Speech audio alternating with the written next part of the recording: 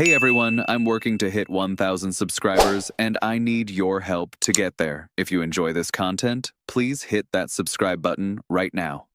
What's happening, everyone? We're back breaking down all the latest developments in Blue Jays territory, and today, January 8th, 2026, we finally have substantial information to discuss regarding the players they're targeting, players who might be off the board now, and plenty more developments that have emerged over the past 12 hours. This is headlined by reports indicating that what we discussed on this platform 3 weeks ago about the Toronto Blue Jays being considered one of the favorites to land Kyle Tucker alongside the LA Dodgers and the New York Mets has now been confirmed by fairly credible reporting stating exactly that. The Blue Jays are among the most aggressive suitors for Kyle Tucker and his services in that three-team race.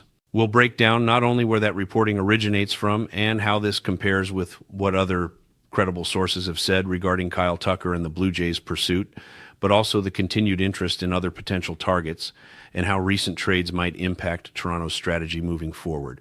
From there, we're also going to examine how the Blue Jays appear to have significant appetite in the trade market, specifically for starting pitching compared to the free agent market. And that shouldn't surprise anyone who's been following this team closely, but we'll get into where that reporting stems from and what that could mean regarding the players the Blue Jays are actively pursuing as trade discussions continue in various avenues. We'll also discuss how certain players have officially been removed from consideration as they've landed with other teams and how that impacts other markets that may either positively or negatively affect the Blue Jays' pursuit of their remaining targets. Before we dive deep into everything, make sure you hit that subscribe button because there's significant news developing rapidly, and you don't want to miss any updates as this offseason accelerates towards spring training. Let's begin today's discussion by addressing the Kyle Tucker situation because this is where things have genuinely intensified over the past day. According to Jim Duquette, a league source told him that the Blue Jays, Dodgers, and Mets are the most aggressive suitors for Kyle Tucker currently. Nothing appears imminent at this moment, but there's meaningful distance between the other teams reportedly interested in these main three contenders. This is genuinely significant because we've seen conflicting reporting throughout the offseason, with some reports suggesting the Blue Jays are well positioned and others suggesting they're on the outside looking in after signing Kazuma Okamoto. Fast forward to now, and multiple credible reporters are confirming that Toronto remains heavily involved. This echoes what we discussed weeks ago when initial reports surfaced about the Blue Jays being serious contenders. The question becomes, what exactly does that mean regarding their actual commitment level? I genuinely don't know with complete certainty because we've witnessed how reporting can be vague or conflicting depending on the source. One source suggests the Blue Jays are in an excellent position, then another suggests the opposite, and eventually one scenario materializes as reality. What's particularly interesting is recent reporting from Ben Nicholson-Smith, who covers the Blue Jays extensively for Sportsnet and does exceptional work. He confirmed that the Blue Jays haven't closed the door on Bo Bichette or Kyle Tucker. They've had recent dialogue with Tucker, at least about parameters around a potential deal, but given that the Jays already have a strong roster, they're positioned to proceed on their own terms financially and structurally. That's significant information because Ben has been somewhat measured in his optimism this offseason about major additions. To hear confirmation from both Jim Duquette and Ben Nicholson-Smith genuinely changes how we should evaluate this situation. It's progressed from speculation about whether they're legitimately involved to confirmation they've actively ramped up their efforts substantially. When you examine the Blue Jays' current roster construction after signing Okamoto and their other moves, adding Tucker would create one of the most dangerous lineups in the American League. The question is whether they're willing to commit the financial resources and contract length necessary to land him. Now let's discuss what Jon Heyman said recently because his perspective offers a different angle.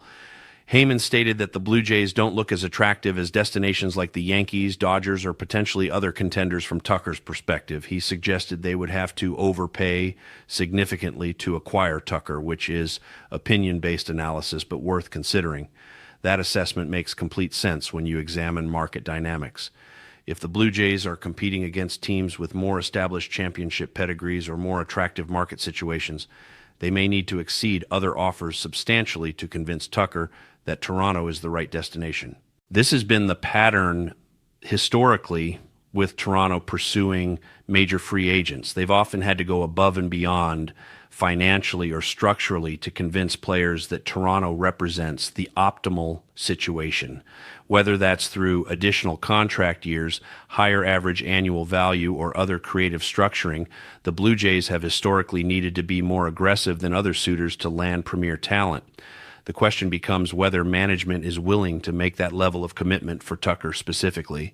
Beyond Tucker, let's discuss the pitching market because that remains a critical focus area for Toronto. According to recent reporting, the Blue Jays are more focused on exploring trade options for starting pitching compared to free agency currently.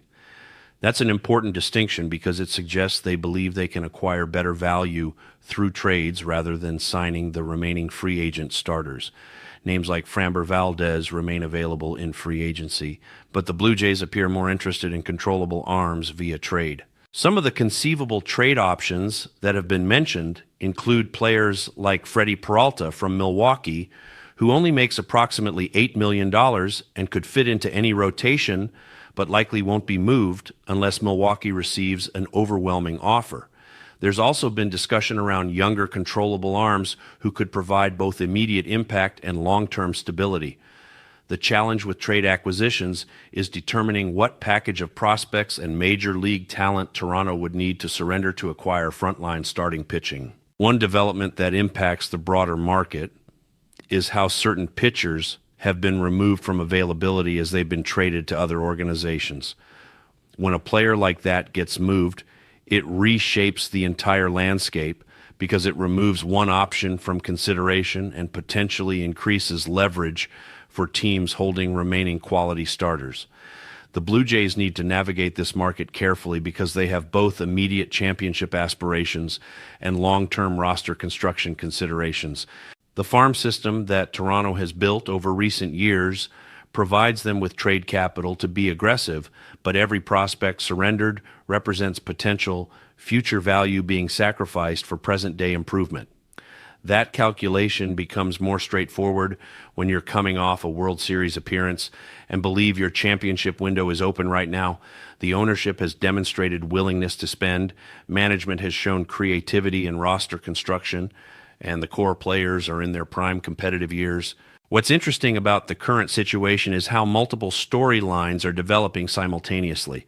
The Kyle Tucker pursuit remains active with genuine substance behind the reporting. The pitching market continues evolving as teams explore both trade and free agent options. And the Bo Bichette situation remains unresolved, which creates additional roster flexibility or complications depending on how that ultimately resolves. These interconnected decisions will define Toronto's trajectory for the next several seasons. The pressure on management right now is substantial because expectations have never been higher following last season's success. The fan base isn't satisfied with just playoff appearances anymore. They want sustained championship contention and ultimately another World Series title. That requires bold decision-making and willingness to commit significant resources to proven impact players, whether that's Tucker, whether it's frontline starting pitching via trade, or some combination of moves across multiple positions. The Blue Jays need to capitalize on this window of opportunity. Thank you for following along with all these developments. Make sure you stay connected because things are accelerating rapidly and we'll continue breaking down every significant update as this offseason progresses towards spring training.